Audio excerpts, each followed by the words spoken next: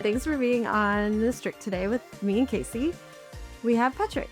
Patrick, can you tell us a little bit about who you are and what you do? Yeah, absolutely. First off, thanks for having me on this afternoon. Looking forward to talking about all things marketing or all things social media, because that's kind of like what I do. So I'm a content manager at Volkswagen of America. More specifically, I lead the Volkswagen Content Studio, and the Volkswagen Content Studio actually does a couple of different things, right? So the way I've kind of described it is on one end, content studio. So you can imagine that we're an in-house production team that creates content within the marketing department. And in addition to that, my team is also responsible for the social media operations at Volkswagen of America.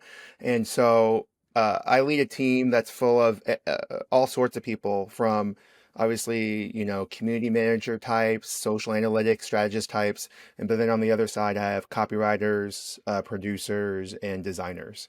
So it's a really interesting and really fun endeavor. I've built this team maybe God, I think it's been around 3 years ago now. Bringing this team together has really allowed people within Volkswagen that are responsible for social media to interact directly with people that can make content for them. So that's been really exciting. That sounds like a big team. It sounds like a big team, but it's actually I want to say like right now like the team fluctuates anywhere between 6 or 7 people. Yeah, lean but mighty. We know exactly what that's like. So, Patrick, but you've been working for VW for a very long time, right? Like you haven't always done social media or Yeah, absolutely. So I've actually been at Volkswagen. Oh gosh, I've been there since 2013. When I first started at Volkswagen, I was hired to start their first production team, their in-house production team. So, at the time, they kind of knew that, content was king, right? Still is. And they wanted to find more efficient ways to do content at scale. So I built an initial smaller team that had, those creatives, those producers and editors and stuff like that. And, 3 years ago, there was a little bit of a reorganization that took, the social media side of the house and combined it with that production side. It sounds like maybe Volkswagen in general, and just like the industry in general, I feel like a long time didn't take social media seriously as like an outlet and have more and more realized that that is the main way to reach their audience. Is that something you've seen over the past like 5 years? The rise of social media has become more and more prominent as social media started from an initial novelty oddity, right? Remember when the Facebook was called the Facebook, right? And it was only open for, just kids in college. Social media was very much, I'd even say a youth-oriented kind of platform, right? When you think about where it started. absolutely. And it was really a way to bring, younger generations together in school settings, right? And casual settings.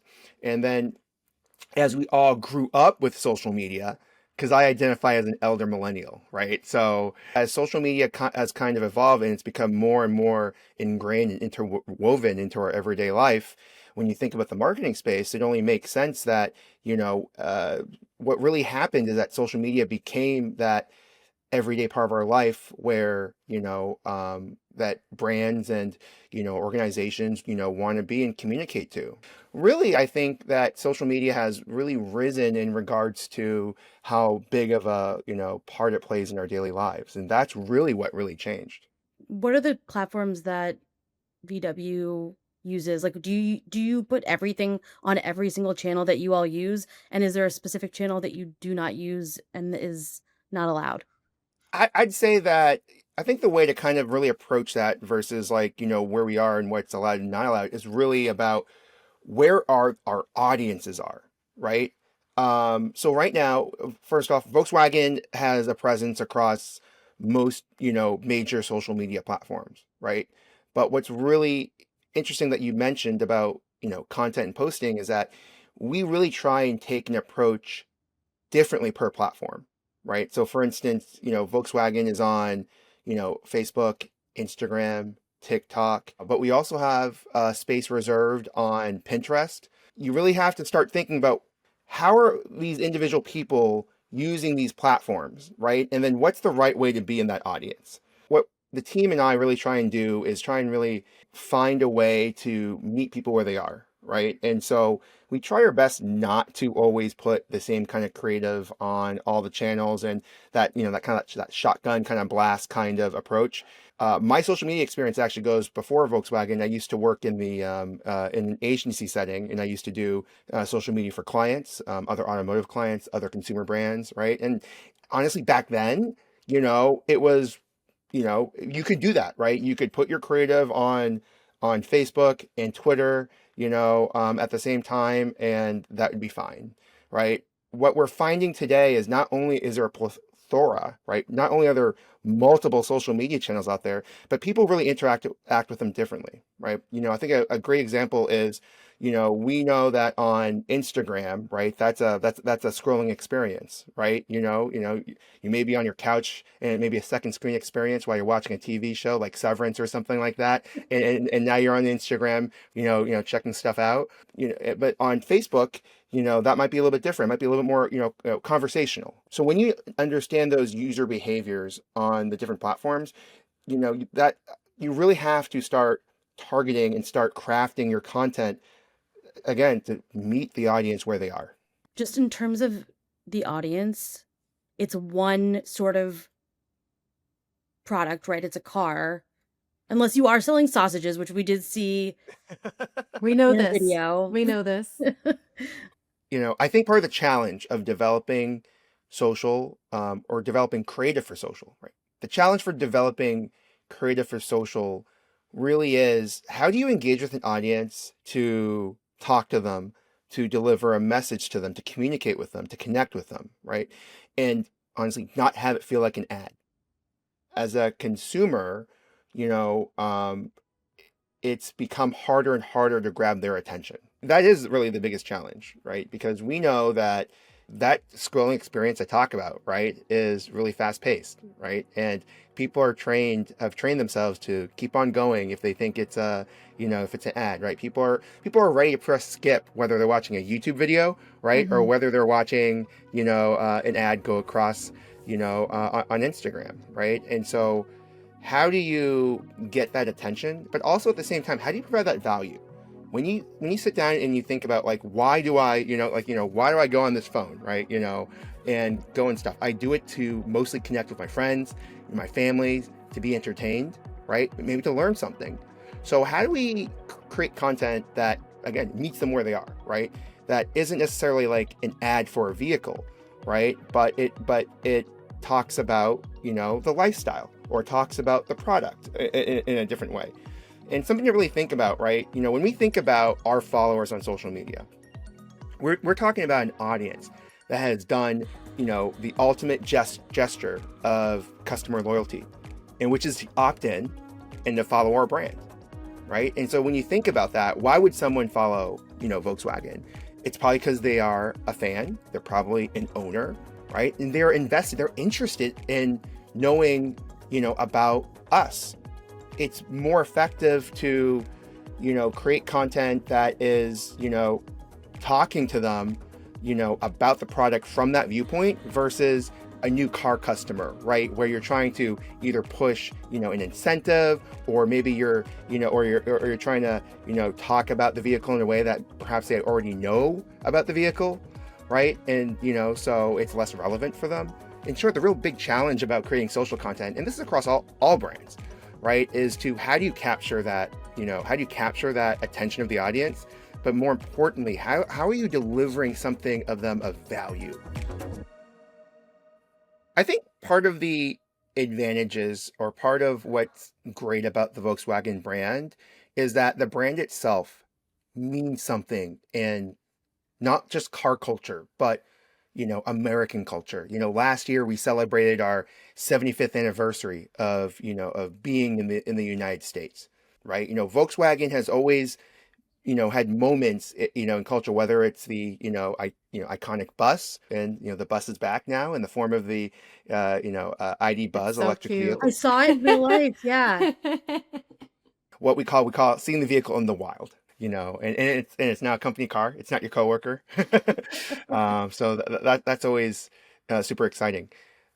But to go back and think about the idea of brand culture, right? And the idea of culture is what's really a powerful thing about the Volkswagen brand is that you're talking about a brand that's not just any other car brand, right? You're talking about a brand that people love because it's part of history. It's perhaps part of their history. And you're talking about brand enthusiasm where, people that own Volkswagens fall in love and get married.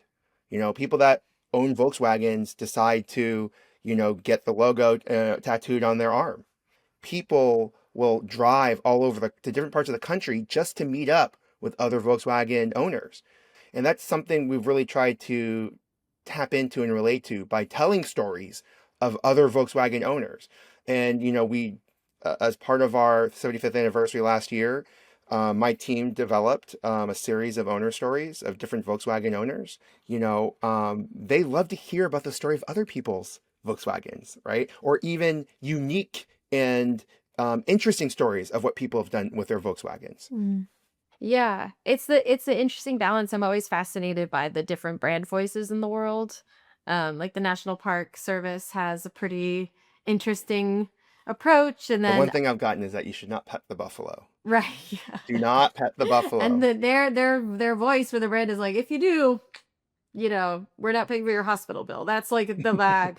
And I think people really, we always talk about, like, it's trending to talk about authenticity and trying to be as authentic as possible. Do you think that different audiences use different platforms? Like, does that play into your strategy at all?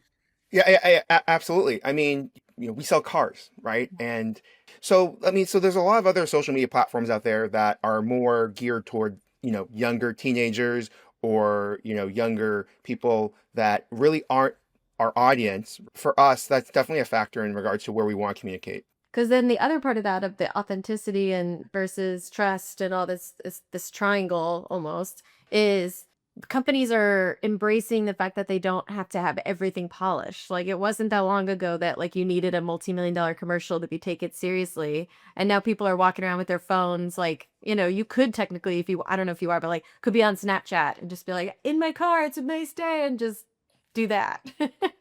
And it wouldn't be considered like unprofessional. There's two things that's been really interesting. One is that consumer technology has improved. And so on one hand, consumer technology has gotten better where the quality of photos and videos are better. And then from the other side of it, people are gravitating more towards authenticity. So at the same time, we're actually seeking more authentic, communications, more authentic Hmm. content, right? If something's too polished, it does come off as, oh, this is an ad. I don't necessarily think that the key is to do everything lo-fi per se, but I do think the key is authenticity. And now you have creators that are able to create that quality, right, with much more smaller equipment and much more accessible equipment. So really, I think what's really important is really that idea of authenticity, because you can make content with your phone and have it be authentic, and you can make something with a 4K Osmo camera or with a Sony, FX3 and have that be equally as engaging. So it's a really interesting idea Yeah. of two forces meeting in the middle. Yeah. It's weird times. It's all changing so fast too. So when you go on set for a shoot, is it like specifically for social, or is it like a longer form kind of video and you're hoping to collect kind of a shorter form for social media? When I'm on set, what's really been interesting, right? Because so my background was, I went to school for film. I thought I was going to be a video editor, and then I realized that, I don't know if I had the temperament to be a full-time video editor, I don't know if I do forever. either, to be fair, even though Yeah. I am. So I got into producing. So I can serve any number of kind of roles, when I'm on set. What's really interesting about my team is that we're really scalable. I pride myself in having a really flexible, versatile team that's cross-functional and can help meet the different kind of needs of the organization. Bree, who are some creators that you like on TikTok? Because something about the algorithm, which to quote Severance is mysterious and important. Uh, is that not that I can actually demystify it right now, but something people probably notice is that, if you start to like or start to spend time watching a certain topic or creator, right? The platforms want to serve that back up to you. But what's interesting is that, and we talk about value, right? We talk about value about what is this content doing for me? One, it's literally inspiring me, and then there's a certain education about it. No, to your point, a video that teaches you something is a very valuable video, in my opinion. Yeah, and it goes back to what you're saying about lifestyle. Like I know I saw the Volkswagen Instagram, and it makes sure to talk about like safe for cyclists, and then the next post is like great for dogs, and it's really making sure the people who are passionate about those things are connected back to your brand. And I think part of it is you have to be really, I don't want to say simple, but you have to be really focused in your communications. I'll affectionately call something's working really hard. What do I mean by that, right? Is that you're cramming so much messaging, so much points into your content, right? That, you, you stop being educated and it starts to become more of a chore to kind of take in. I think really the biggest thing you have to think about when you're developing creative content, not only meeting the audience where they are, but also really making sure you keep remembering, what is the main message and purpose, right? Because sometimes, you want to, you start to put more into it than perhaps you kind of need, right? And then it becomes something else. All right. Well, we're almost at an hour, so I just wanted to make sure we got in sort of like closing thoughts. Yeah. um, Well, for closing thoughts, I would definitely start to say that I have a lot of severance theories about what's going to happen in season 3. Uh, No spoilers, though, right? I think when you think about the idea of the intersection between social media and content, I think people think, we've talked about a lot of things. Oh, you should really do it with the iPhone, right? Or people are like, oh, you really got to get on trends, right? And I would actually say as a closing thought, when you think about social media and the content is, I would rather think about how are you drawing attention, right, to your audience, and how you providing value to your audience. I think that's actually more important than going on TikTok and now everyone is doing a dance to this song about anxiety. Now I have to do it too, right? Those moments are fleeting, right? And I think that a brand or anyone, right, that creates content on social that tries to chase that will be forever chasing that, expending energy and, just constantly chasing a car that they may never catch. Where I think it's more valuable to understand your audience, understand what they want, right? And then, again, I keep saying, meet them where they are. Really, how do you shape a message to really hook someone in and get them invested so they will continue to watch the video? I think a lot of people think that, shorter is better, and shorter is, look, I'm not saying shorter is not better. Think about the videos you've watched on TikTok that are 3 minutes long, and what was it about that content, right? How did they get you invested at the top?